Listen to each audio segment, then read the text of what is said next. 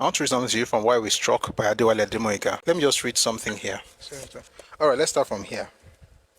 I telephoned Banjo and he was glad that I came out alive from the ambush. He told me that Enugu was calm and that he would be back the next day in Agbo. From the way he spoke, I knew that he had some news for me which he would not disclose on the phone. This was when he was invited to Enugu. So let's just take it from there because of time. So I was expecting to see him the next day.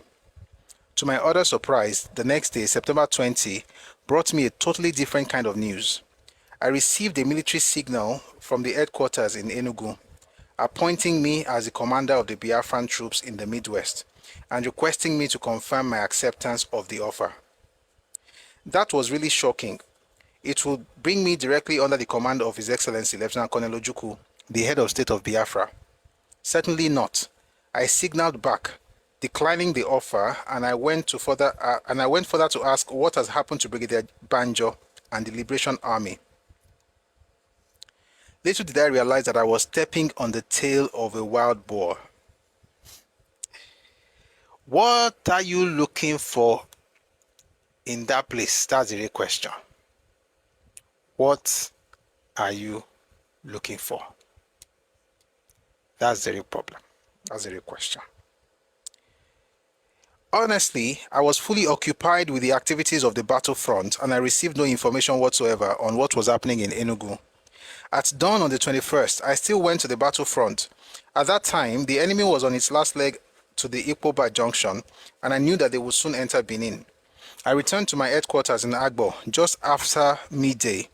Lieutenant Colonel Chukwuka was with me and at about 1400 hours, that's 2 p.m., we both settled down to a good meal.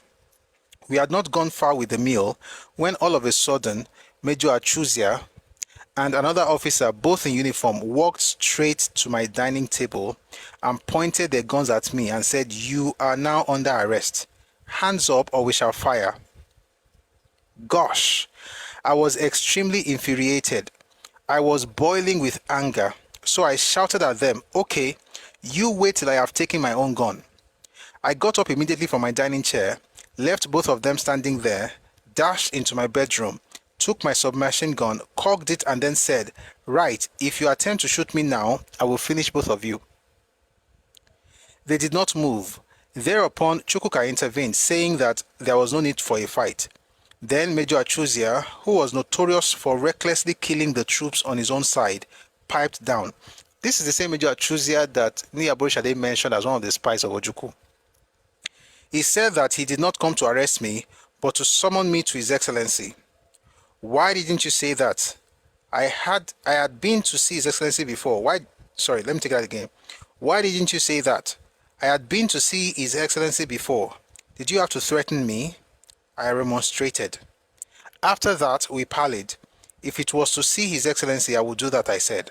I had no intention of fighting both the federal and the Biafran forces at the same time.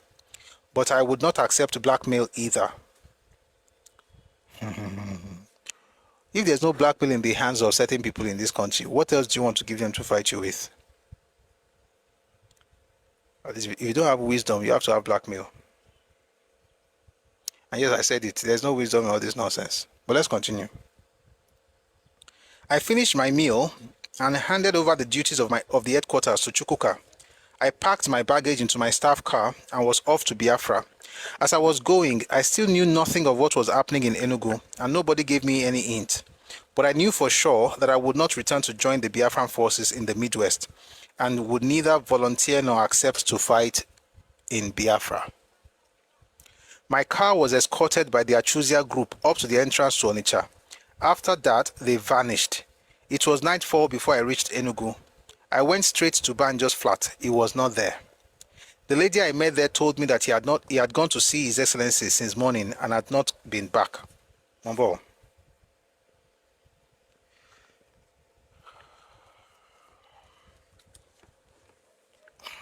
All right.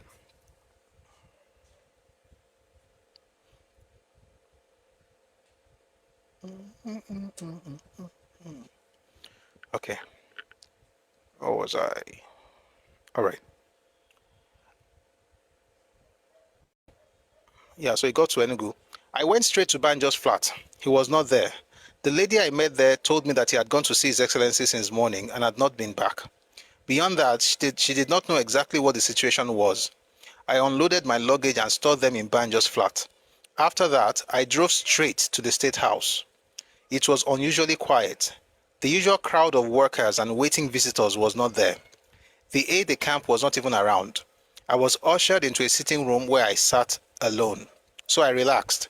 After a short while, a gentleman dressed in police uniform but wearing a lieutenant colonel rank came to me. "Are you Lieutenant Colonel Ademoyega?" he asked. "Yes," I answered. The man sat down but said nothing. A few minutes later, he rose up and said, "Let us go." I followed him without a word. I still had no clue as to why the atmosphere was so somber, almost still. He entered a waiting car and I sat by him. I observed that my staff car had disappeared. Still nothing was spoken between us and I asked no questions. We drove through Enugu and we were soon in front of the prison gate. He went to speak to the gateman and came back to call me out. We both entered the prison. It was past midnight, but the superintendent of the prison was there to receive me. "Take good care of him," my gentleman guard said to the superintendent. "He is not one of them," he added. After that, he left. The superintendent made some entries in his books and asked me if I had any luggage or valuables that he could keep for me. Nothing at all. I really had nothing on me because I had just kept everything in Banjo's flat. My personal weapon had been dropped with the security forces at the gate of the State House, as the custom was, and it was not given to me when I was leaving the place, contrary to the custom. In any event, that was the last thing I needed in a jailhouse. Within a few minutes, the superintendent had taken me into one of the cells and locked me there. Oh, was I back in detention again? It was exactly 44 days since I came out of it in worry, I thought. But I shed no tears for the change of detention place and no tears for all that happened in between. Before daylight, I was removed from the first cell into another in a rear building. Those prisons usually had special or reserved cells which had maximum security. Only special prisoners or detainees who were never allowed to mix with other prisoners stayed in such cells. Obviously, they had to evacuate one of the cells for me. That was why there was a delay before I was moved there. It was soon daylight, and after doing my physical exercises, I was opened up to go to the backyard for a bath. No sooner had I entered into the corridor than I heard someone shouting, "Wale, Wale, Wale."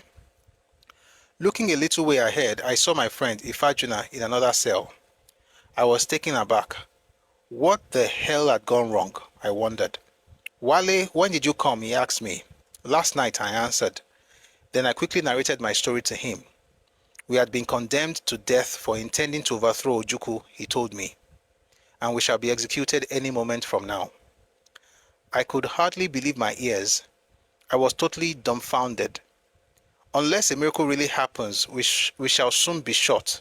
Banjo, Adewale, Agbam, and myself," said my friend. If I wanted to weep, I could not find tears. So I pleaded with the warders to let me speak to Banjo in another cell not far away. They refused. I pleaded over and over again. No way. I turned around. I said goodbye to my friend. "Look after my wife and children," were his last words to me. I took my bath quickly and returned to my cell. It had an iron door, but I could see through. It was located at the approach to the main door of the building, so that from the cell one could clearly see the head and shoulders of whoever was approaching or leaving the building. For this reason, I perched myself at the iron door, watching who would leave the building that day. Just before midday, I saw the heads of 4 men as they left the building under escort. First Ifeajuna, then Adewale, Agbam, and lastly Banjo. I could not speak to them. It was the last that I saw of them. That was on September 22nd, 1967.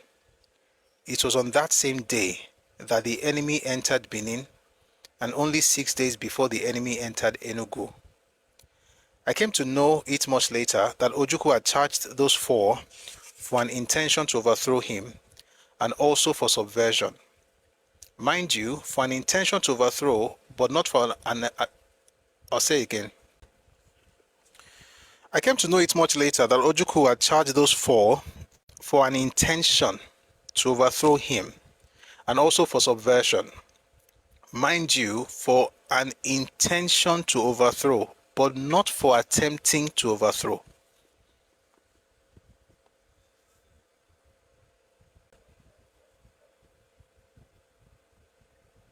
Because they had not actually attempted. They executed these men for intending to overthrow, not for attempting to overthrow. Have you ever seen anybody being judged on intentions?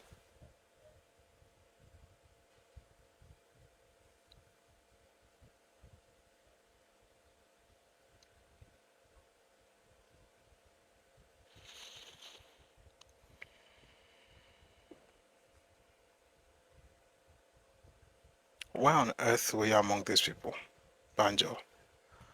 Guys, I've not gotten to the trial and the stuff because it's too emotional. I have to prepare my mind to read that one. But we're going to get there, if not today, tomorrow. But even this one, I did take my time because I was going to break down when I read that thing that Ifeajuna said to him, "Look after my wife and children," were his last words to me. And you think the blood of these people will not speak up? I must be joking. Oh yes, what was Victor Banjo looking for amongst them? But you think this blood would... Okay. Let's take it again. I came to know it much later that Ojukwu had charged those four for an intention to overthrow him and also for subversion. Mind you, for an intention to overthrow, but not for attempting to overthrow, because they are not actually attempted. The evil that men do. But I understood that the actual excuses he gave to the general public was that Banjo had abandoned Benin without a fight, and that he had yielded the place while the enemy was yet 22 kilometers away. Another excuse given to the general public was that thousands of Nigerian pounds were discovered by Biafran security forces in the flat of Brigadier Banjo, and that the money was given to him by the British High Commission. This much is certain. There was no real attempt to overthrow the government of Lieutenant Colonel Ojukwu, and that the evidence of Brigadier Madebo that he was consulted on the possibility of overthrowing Ojukwu's government was absolutely uncorroborated. Even the evidence of Bernard Odogwu that he was at the meeting where the intention was formed was also uncorroborated. One Mr. Godwin Nzegu from Onitsha, a lawyer by profession, was named by Ojukwu as a member of the special tribunal instituted against the four officers. The members of the special tribunal had been ordered in advance to convict the four on the flimsy and uncorroborated evidence given by the prosecution witnesses. They were ordered to convict them.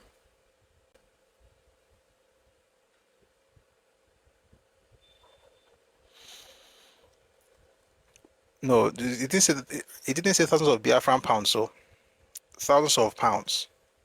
It's in the plate that Ojukwu and his people produced in Aba. Meanwhile, you know what? Let me stop to read something to you. Don't even need to read it. Let me tell you something. This same Banjo who collected money from, who according to Ojukwu collected money from the British, was the one that Ojukwu instructed to loot the Central Bank of Benin, and he refused because he said that place was sacred. You don't believe? 1 second. Let me read something. Let me read something to you from this book. There was heavy pressure from Ojukwu asking Banjo to break into the bank and loot it, but Banjo refused to become a dishonorable person. His discipline on the issue of money stands to his credit today. One of the reasons why Ojukwu earmarked him for death was that he refused his order to loot the Central Bank of Benin and bring the money to Biafra. It was a big lie for anyone to suggest that Banjo took money from the federal side to sabotage Biafra, or that he allowed the federal side to take the Midwest. A man who had the whole central bank of Benin under him and did not take a dime from it certainly could not be bought by anyone. Major Adewale Ademoyega testified to the integrity of Banjo. He recalled that when Banjo entered the Midwest, he had with him the sum of £5,000. And when he was recalled by Ojukwu to Enugu, he handed the remaining balance of £4,500 to him for the continuation of the war. This indeed showed that Banjo had no intention of supplanting Ojukwu at all. Otherwise, he would have kept the money for the next operation and he would have recruited Ademoyega, a fellow Yoruba man, and his assistant to execute the plan with him. That's the person Ojukwu said took money.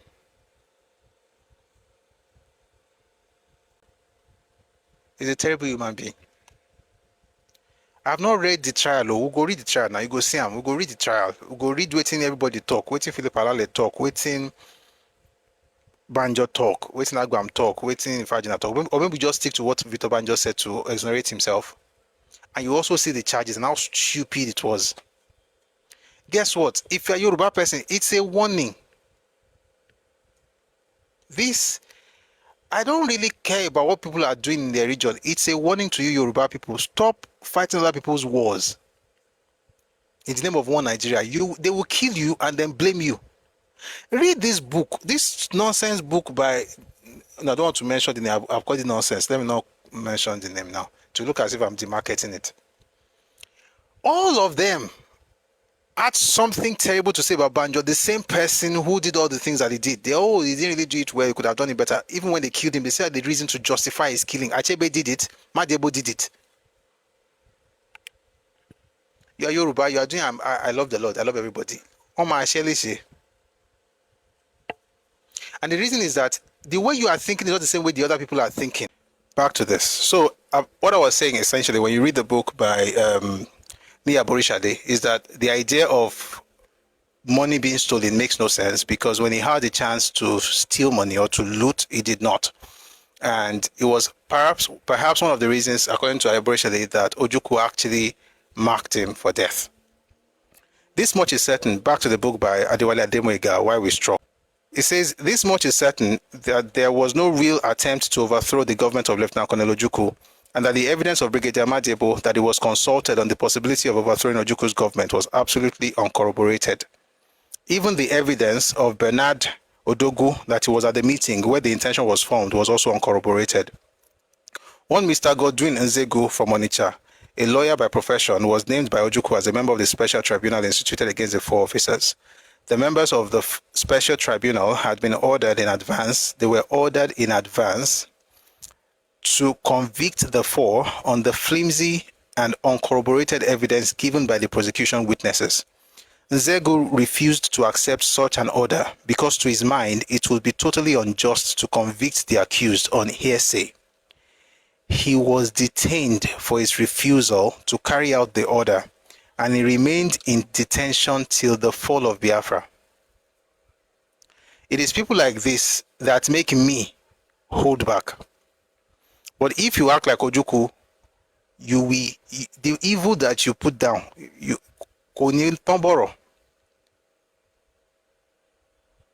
this is why some people's families never have peace. We don't know what people have done. Mr. Godwin Nzegu, who was a lawyer from Onitsha and refused to be part of that nonsense, was jailed. He was in prison up until the end of the war. It's because of people like this that we hold back. It's not because we don't know exactly who you guys are. But then we have people like Godwin Nzegu who stood up for what was right. And for him, it should of course be fair to someone like this. Let's continue. He was detained for his refusal to carry out the order, and he remained in detention till the fall of Biafra. He told me this personally because we were in the same detention places throughout the war. As previously explained, the charge that we abandoned Benin was ill-conceived. If the enemy were to find our headquarters locked in within Benin, what would be our justification? And what kind of tactics would that be? The enemy was within striking distance of Benin in the northern front. If he was still far away on other fronts, would he have waited for his lower front to catch up before entering Benin? By the way, this guy never fought anything, no. Ojukwu come agbe onugbon kiri pẹ̀lú kíkú right all over the place. Have you seen his videos? I'll play some of those videos tomorrow. You see the videos and you think about people that died, Igbo people who died, and you just wonder. So he says they moved, by the way, they moved I was saying earlier, I don't want to go back, they moved the operational headquarters from Benin to Agbo, and that's what he meant by they ran away. Where was I? The enemy was within striking distance of Benin in the northern front. If he was still far away on other fronts, would he have waited for his lower fronts to catch up before entering Benin? The enemy was prevented for 3 more days from entering Benin by our. We were wrong. Why was it that Lieutenant Colonel Ojukwu himself moved out of Enugu on September 26, 2 days before Enugu fell? They should have killed Ojukwu for moving out of Enugu. He moved to Umuahia now. It's the same thing that this guy also did. He was going to fall, they moved to Agbo. Enugu was falling, was going to fall, you moved to Umuahia. Why didn't they kill him? If we were wrong, why was it that Lieutenant Colonel Ojukwu himself moved out of Enugu on September 26, 2 days before Enugu fell? And did we have to offer hordes of civilians as cannon fodder to the enemy, as he, Ojukwu, did for 3 full days before moving out of Enugu? In other words, Ojukwu did not mind that people were being killed for 3 days. Finally, the charge that Banjo took money from the British High Commission was utterly false and frivolous. Ojukwu himself knew that to be so. Ojukwu and Banjo had been friends since the 50s, and the former knew perfectly well that the latter was not a gold seeker. Banjo was a well-to-do officer and was quite comfortable. He had no need to look for cash. Banjo entered the Midwest with no more than £5,000 given to him for the operations. He had not spent more than £500 before he handed the remainder to me for the operations. While in Benin, that's the stuff that Nia Borishade referred to earlier. While in Benin, he received several instructions from Ojukwu to break into the central bank in Benin and remove whatever money that was there. Banjo completely refused to do it, saying that it was not honorable. It was on the same principle that he refused to destroy the autonomy of the Midwest. Ojukwu did not cease to pester him about the need to break into the bank, but Banjo would not yield. He brought the instruction to my knowledge, and I supported his view that such an action was not honorable and should not be carried out. Later reports, however, indicated that the forces that entered into Benin after us did not treat the bank as a sacred institution as we did. Nevertheless, Banjo was an honorable officer who had no need to and certainly did not obtain blood money from the British High Commission or from anybody else. The truth was that Ojukwu needed a scapegoat for his utter lack of preparation for the war and for his failure to find the means of supporting the soldiers in the field. If Banjo was responsible for the fall of Benin, was he also responsible for the fall of Enugu at the same time? No matter how he looked at it, an independent observer will see that from the beginning to the end. Ojukwu was tacitly sponsoring mob persecution and destruction of seasoned Biafran military officers on the false premise that they were responsible for many of the calamities that befell the peoples of eastern Nigeria for 31 months from May 30, 1967. Surely, history will not forgive him.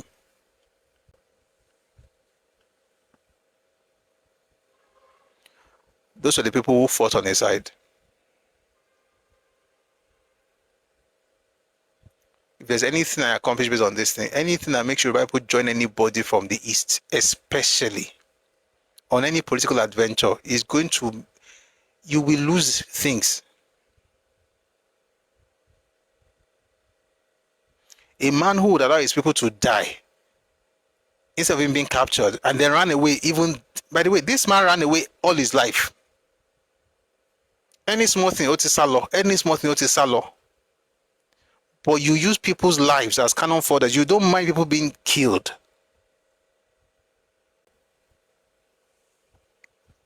And that's some people's Lord and Savior. And I don't even have so much issues with him as I do with Yoruba people who would join people like this in the name of we are all one. What happened to these ones? If they were not killed, they were in prison. All for what? For supporting the dream of liberation of the Igbos.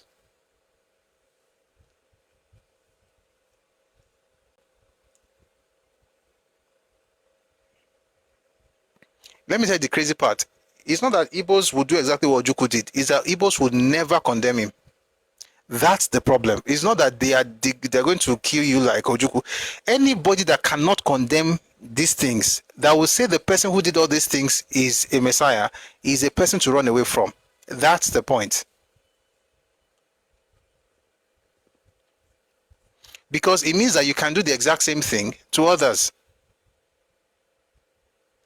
Guys, I've never read the trial. But let's continue. Again, somebody asked earlier, what book is it? It's Why We Struck by Adewale Ademoyega. By the way, this is the greatest book in the hands of Biafran apologists to Yoruba people. Say anything, they tell you, go and read Ademoyega. Go and read Ademoyega.